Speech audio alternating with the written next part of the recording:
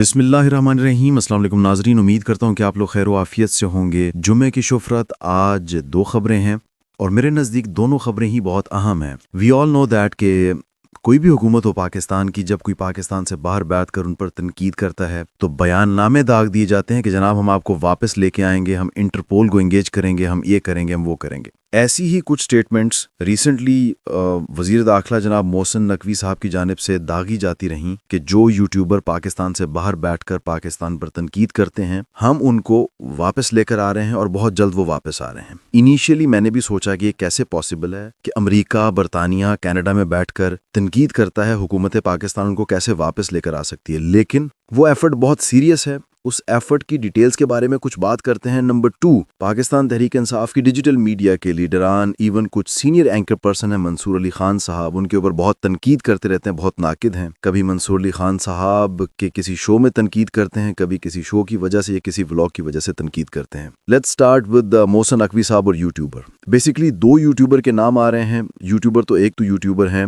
आदिल राजा साहब, तो वो तो बड़ी देर से यूट्यूब करते हुए बरतानिया में मुकीम हैं। एक मिर्ज़ा शहजाद अकबर साहब, टेक्नोक्रेट, पाकिस्तान तहरीक इंसाफ की गवर्नमेंट का हिस्सा रहे, इमरान खान साहब के बहुत करीबी काम करते रहे, ब्रिलियंट माइंड, बेहतरीन दिमाग की शख्सियत हैं। और वो हालात बहुत चेंज होने से पहले, जब पाकिस्तान तहरीक इंसाफ का बहुत बुरा वक्त स्टार्ट हुआ तो उससे पहले पाकिस्तान से जा चुके हुए थे। और रिसेंटली वो खबरों का हिस्सा इसलिए भी बनते रहे कि आपने देखा होगा कि मिर्ज़ा शहजाद अकबर साहब का पासपोर्ट रिन्यू नहीं हुआ था बरतानिया में, और वहां से हाई कमीशन के बाहर से मुर्तज़ा अली शाह साहब, जियो के एक बड़े सीनियर रिपोर्टर हैं बरतानिया में, उन्होंने एक वीडियो रिकॉर्ड की थी मिर्ज़ा साहब की, जहां वो बता रहे हैं कि उनका पासपोर्ट रिन्यू नहीं किया जा रहा, स्टेट की जानिब से उनको निशाना बनाया जा रहा है उनके साथ। अब कहानी सीरियस तब होती है कि जब आज मोहसिन नकवी साहब की मुलाकात होती है बरतानवी हाई कमिश्नर से, और उस बरतानवी हाई कमिश्नर की मुलाकात के अंदर वजीर दाखिला मोहसिन नकवी साहब कुछ डॉक्यूमेंट्स हैंड ओवर करते हैं बरतानवी हाई कमिश्नर को। अब ये दोनों साहिबान बरतानिया के अंदर मुकीम है, वी ऑल नो दैट। और कहा यह जा रहा है, बहुत सारे सहाफ़ी, इवन मुनीब फारूक साहब, बहुत सारे सीनियर जर्नलिस्ट जो वो इसके बारे में बात कर रहे हैं कि ये एक बड़ी सीरियस अटेम्प्ट है पाकिस्तानी हुकूमत के एंड पे कि ये 2 लोग जो है ना, मिर्ज़ा शहजाद अकबर साहब और आदिल राजा साहब, इनको पाकिस्तान वापस लाया जाए। बहुत सारी चीज़ें इंटरकनेक्टेड हैं, अब इनको आपको वक्त के साथ साथ समझ आती जाएगी। मिर्ज़ा शहजाद अकबर साहब, स्पेसिफिकली मिर्ज़ा शहजाद अकबर साहब के बारे में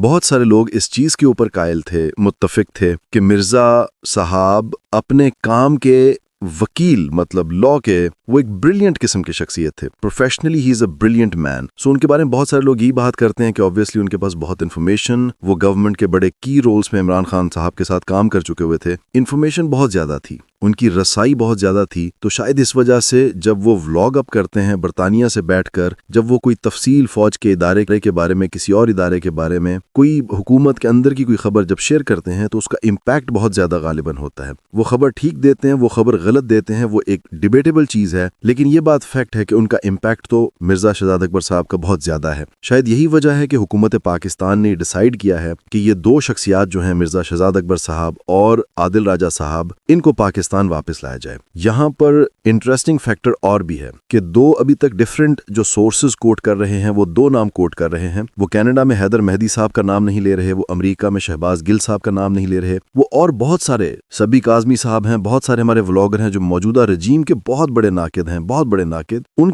लोगों का नाम कहीं पे नहीं आ रहा है। यूरोप के अंदर बैठे हुए बहुत बड़े बड़े पाकिस्तान तहरीक इंसाफ के डिजिटल मीडिया एक्टिविस्ट हैं, जिनका इम्पैक्ट इन दोनों ट्विटर हैंडल्स या इन दोनों यूट्यूब चैनल से बहुत ज्यादा है, उनके बारे में कोई बंदा बात नहीं कर रहा। इन 2 के ऊपर हुकूमत का फोकस क्यों है, मेरा सवाल यह है, और इसका जवाब मुझे अभी नहीं मिला। 1-2 दिनों के अंदर मैं ढूंढ लूंगा जो रेलिवेंट क्वार्टर्स या रेलिवेंट लोग हैं जो सारे ऑपरेशन या सारे काम के अंदर बहुत मसरूफ हैं, मैं डायरेक्टली उनके डिपार्टमेंट से समहाउ पता करने की कोशिश करूंगा कि इन 2 लोगों के ऊपर फोकस, मिर्जा साहब के ऊपर और राजा साहब के ऊपर फोकस क्यों है, इसकी क्या वजह है। क्योंकि अब तनकीद तो बाकी लोग भी करते हैं, पाकिस्तान के अंदर बैठकर भी लोग तनकीद बहुत सारी करते हैं। So let's see how it all goes. मेरे नजदीक अभी भी बहुत मुश्किल टास्क है, चैलेंज है बहुत बड़ा हुकूमत के लिए, क्योंकि माजी में भी बहुत सारे सियासतदानों के लिए वापसी के लिए पाकिस्तान लाने की कोशिश हुकूमत करती रही है। कुछ का तो आपको ही पता है, सबको पब्लिक है कि मोना सिलाई साहब के बारे में भी खबरें आती रही, इंटरपोल के जरिए वापस लाएंगे, ये कर देंगे, वो कर देंगे। मोना साहब इन यूरोप, नहीं ला सके उनको वापस। अब यहाँ पर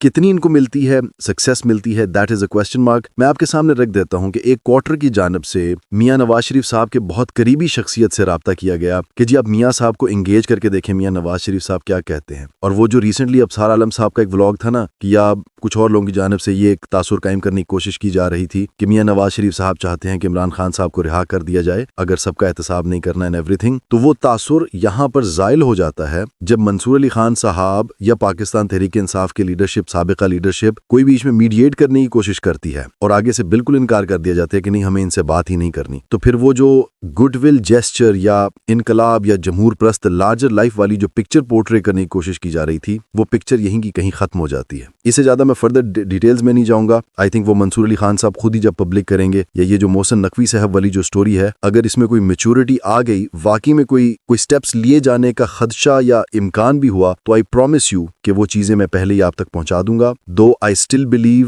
to the date 5 December Friday I still believe کہ برطانیہ سے کسی کو واپس لانا یوں لانا میرے نزدیک بہت ایزی ٹاسک نہیں ہے لیکن گورنمنٹ اس ٹاسک کو بہت سیریسلی لے رہی ہے. کیا اچیو کرتی ہے کیا نہیں